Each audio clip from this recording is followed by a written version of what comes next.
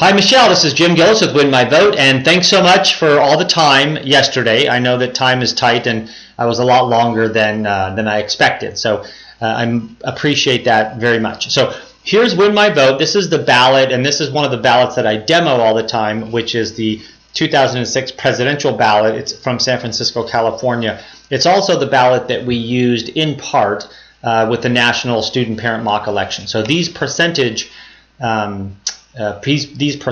are actually accurate for a portion of California, in the national student parent mock election. So, for example, if I were to favorite Gary Johnson, he would move to the front of my ballot. His name turns green, so I can see it real easily, especially on a cell phone. But his percentage wouldn't change because there's a couple thousand votes on this right now.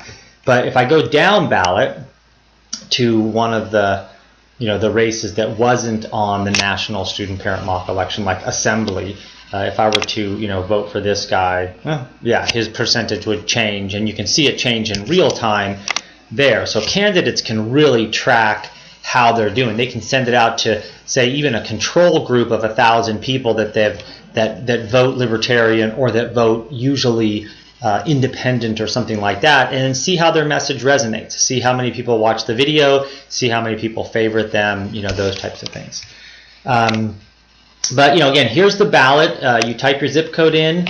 When you sign up, it places you in specific voting districts. Sometimes there's an overlap, like this one right here. They're saying choose one of these, 12 or 14.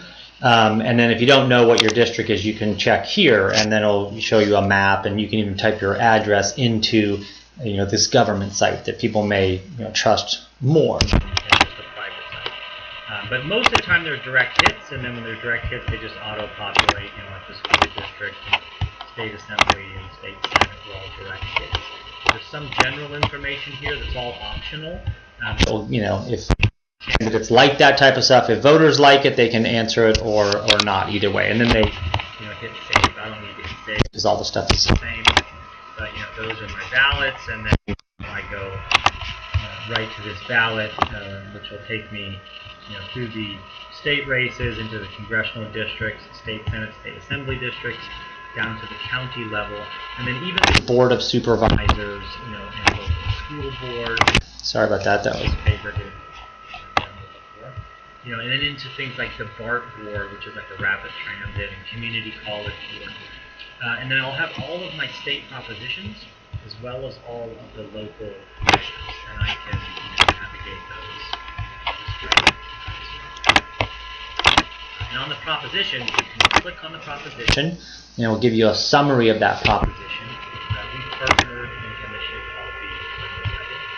We partnered with a TV company down in LA to do these 1-minute sort of explainer videos on each of the state propositions, which were great. Prop 55 in 1 minute, taxes for education. 4 years ago, a tax on the wealthy was passed to help fund education. It was supposed to be temporary. Now Prop 55 would extend it 12 years. The income tax is on individuals earning $250,000 or more and on couples earning $500,000 or more. If it's extended, it would raise as much as $9 billion annually. And then I can also listen to groups and organizations that are supporting it and groups and organizations that are opposing it. And I can look at the actual language of the bill.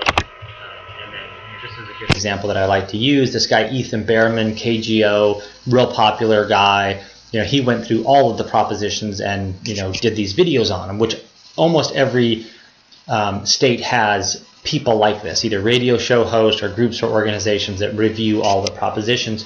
And they're great because I can follow Ethan Behrman and I can just click on it and listen. When does temporary mean temporary? Well, it doesn't here in California when it comes to money and taxes. We passed Proposition 30 back in 2012, which was a 7-year tax during the Great Recession, county board of education, and a district board of education. All other states have 2, state level, district level. I say absolutely no. By the way, I have kids in public schools in California. I want the best public schools. I still say no on Prop 55. And as you can see, this is not a high production thing. This is him sitting at a desk with probably a pretty good camera, but it may even be just a cell phone with a ring light on it or something so that he's lit well. Now, his may be a little bit better than that, but I've seen videos that are like that. with just a cell phone and a ring light, or maybe a nicer video camera or something, and they're perfect for this site and what this is. So with that, maybe I say no on Proposition 55, and I've kind of read it, I've looked at it, I've heard both sides, and I'm voting no on it. Now when I go back to my ballot, you can see that it's nice and prominent no. I can also track it a little. If I want to really get involved with Prop 55, I can see that it's leading, right? 13% are voting yes, 7% are voting no, but there's still 80% that are undecided. And this is, you'll see, some of these have these percentages, some of them don't. Again, we used this for the National Student Parent Mock Election, and we set the threshold at like 1,000 votes before it would display anything. So we only did a couple of these propositions for the mock election, and most of them, weren't on there.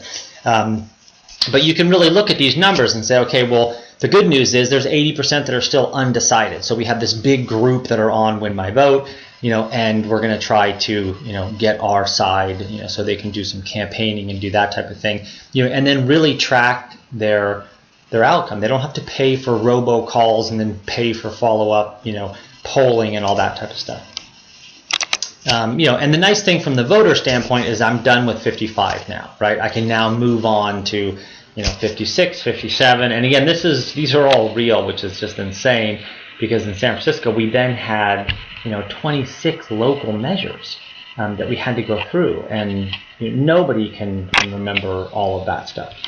So I'll go back up here, and the way that the candidates work is I click on a candidate profile, and I can learn a little bit more about this candidate. And here's kind of a main message. I'm in edit mode because I'm the admin, so a candidate can pick and choose whatever they want here. They can put an image there, text there, or they can use a video, and the video is just the share URL from YouTube. So you shoot your video, you upload it to YouTube for free, and you do a cut and paste of that URL right in there, and then it plays, in real time there. Also, these issue statements here can be the same thing. You can put your title, you can put as much text as you want, you can make it bold, italics, headline, you can put links and images and embed videos in it, and then you can have an image thumbnail, or you can just use a video, again from YouTube, just do the share URL right there, and that's what it will look like. So, for example, if I'm a voter and this may not even be that great of an example because they're not really issue statements. They're just sort of advertising and reasons why. So, but I want to click on that. I can then just watch it, right here. In law at a university. Oh, and let's not forget gutting fishes. So what would she do next? Fact 27. 27-year-old Hillary tried becoming a U.S. Marine while living in Arkansas. She was quickly dismissed when the 21-year-old recruiter told her, "You're too old, you can't see, and you're a woman." Told her to try the Army because maybe the dogs would take you. Hillary decided that she would find another way to serve her country. Take that, Sergeant. Fact 28. Yeah, the reason I let that play is because I hadn't watched that one before, and that is really hard to believe that Hillary was trying to become a Marine. But anyway, so I can learn about that, and then I can also see the groups and organizations and individuals that are endorsing this candidate. So for example, I can see them all if I want, and here's a list of some groups and organizations, or I can just click on the featured one and I can listen right there. For the better part of a year, I've been talking about the dangerous and divisive Republican nominee for president. Today, I'm not even going to mention his name. And here, this can be the Libertarian Party of the state, of the county, of the city, of the country.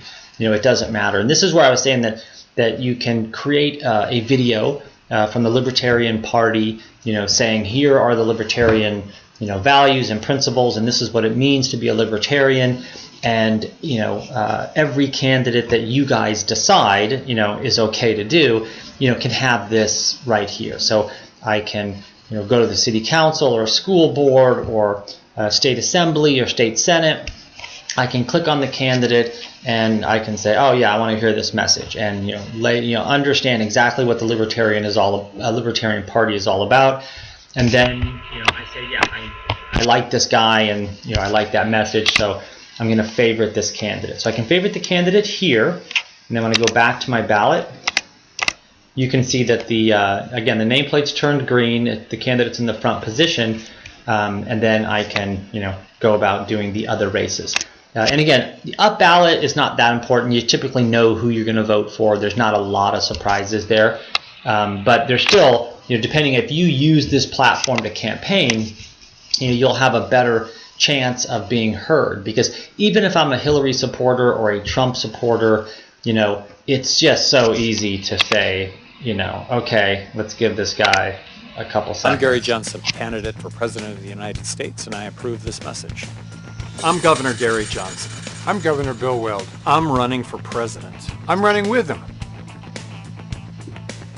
As the governor of New Mexico, I vetoed wasteful spending 750 times, cut taxes 14 times, and left the state with new highways, bridges, schools, hospitals, and $1 billion surplus without raising taxes a penny. As governor of Massachusetts, I cut taxes 21 times and took unemployment from the highest rate among... So as a new voter or a voter that's new to the Libertarian Party or to that message, I may say, well, wait a minute, I didn't know he was governor, of New Mexico, and I certainly didn't know his running mate was governor of Massachusetts. So yeah, maybe I want to check this out a little bit. Congratulations on the book. A lot to delve into. Thanks. And we'll get to the book in just a moment. Sure. But I want to ask you about what happened this morning with Gary Johnson. What was your reaction? Much ado about nothing. In what sense? Well, the reason is Gary Johnson supports full withdrawal from the war. I agree with him. So once you've withdrawn from the Middle East, who's going to care about that city anymore? But if None it's of us. at the epicenter, at the heart of the conflict and what's going on in And Syria. we're wrong to be there in the first place. The Iraq War was the worst political decision this country's ever made to go into Iraq since Vietnam. Hillary Clinton voted for the Iraq War. She now claims it was her worst vote she ever took. Really? So sending our young and men, women to war is the most important vote you're ever going to take, and Hillary now said it was a mistake? She should have thought of that before she took the vote and covered her political butt. Well, you could make... So with that, I'm now learning about this candidate easily, right? And I can go through some of these other ones. And we're actually going to add some issue features, and the issue is going to be a little bit more, it's going to be designed a little bit differently than this. It's going to have some headlines, and you're going to be able to choose from a group of 9 or 12 or so. But anyway, that's the basic idea, because then I can say, okay, hey, maybe I should vote for Gary Johnson, in this situation, or if nothing else, maybe, maybe I'll favorite him, and just kind of see how things are going to go. So there's a couple different ways, right? You can favorite. Let me see if I'm seeing if it has on 1 or 2. Yeah, so you can make a short list if you want. On certain ballots, we're allowing, you making a short list of favorites, and then we have other ones that are set, so that you can only favorite one or the other.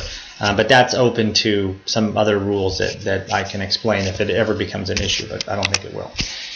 So, again, now Gary Johnson's learning about, what's working, what's not working, that type of thing. And again, that's important on the up ballot. Where I think it's most important is when you get down here to the state Senate and state assembly, and even, the congressional races. That are just, most people know who Nancy Pelosi is. They don't know who Preston Pickus is. I don't even hardly know him, and I do these demos. In California, only 2 candidates make it to the general election. In the race for Congress in California's 12th district, it's myself and Nancy Pelosi. No one else. Congresswoman Pelosi, I know you've avoided debating your opponents for the last 30 years. But debate is the heart and soul of a functional democracy. Maybe I say, yeah, he is right. This request to debate the candidate, and I hear him out, and then, one way for me to do that, I say, I'm just going to favorite him, and then, I'll go back to my ballot, and I'll see this percentage here, and then maybe I'll share, maybe I'll share his profile on social media. And say, hey, you know what, like, you should give this guy a couple of minutes. This could be something real. He seems like a great guy. He's an ex-school teacher. Nancy Pelosi won't debate him. Maybe we can get something going there. I can also comment on this race. So this is what I was telling you on the phone before, where if I comment on this race, I know that it's only going to be people, in this district that are going to be on this ballot, commenting on this race. And again, you won't see, I'm in admin mode, so voters don't see things like edit this race. But with that, I can open a discussion with local voters and be real, particular about it. Like, hey, you should suggest in 2 weeks from now at this place or at this newspaper or whatever it may be, let's turn that into a debate. So there's lots of ways that I can do that. And again, going all the way down ballot, Board of Supervisors and school board, I can deal with all of these things and then sort of just cross them off my list as I go. So hopefully that makes sense. And then there's lots of other features like checking on your voter registration status, applying to vote by mail or vote absentee. You can check on your districts and make sure those are correct. You can find your polling place. You put your address in here and it'll give you a nice map. Now, trusted sources are the groups and organizations and individuals, that are making endorsements, as well as, parties are in here as well, and you can click on them and say, I want to see all of their endorsements. You can, sorry about that, I'm going to go back here. You can add this to any one of your online calendars, so you can get reminders in your own calendar. You can also, reference important dates leading up to this election, like when and where early voting starts. And again, from a campaigning standpoint, now as a candidate, I can reach out to people, introduce them to Win My Vote. Hopefully they'll get on Win My Vote. Now I have this direct channel to them, and I can send an email out saying, hey, next week early voting starts. It starts here. Fill out your ballot, go vote for, whatever, whoever you want, that type of thing. And now it becomes, it's not just advertising. It's not just, throwing your name out there as many times as you can. Now it's, hey, you know what, this is interesting. I could do early voting. I'm traveling on business. You know what, I have all this stuff in front of me. I'll get it done, right away. You can also print out your ballot or, see or print out just your favorites. And again, you can share on social media. You can even create a group, and if you want, you can create a group, and this can be anything from moms against speeding, on Francisco Way or whatever, all the way up to big unions or PTAs or PTOs or those types of things, where you can just pick a name, whether it's local, state, or national issues, get a logo, and start building. And inviting people to your political group. And again, it's just like a Facebook group.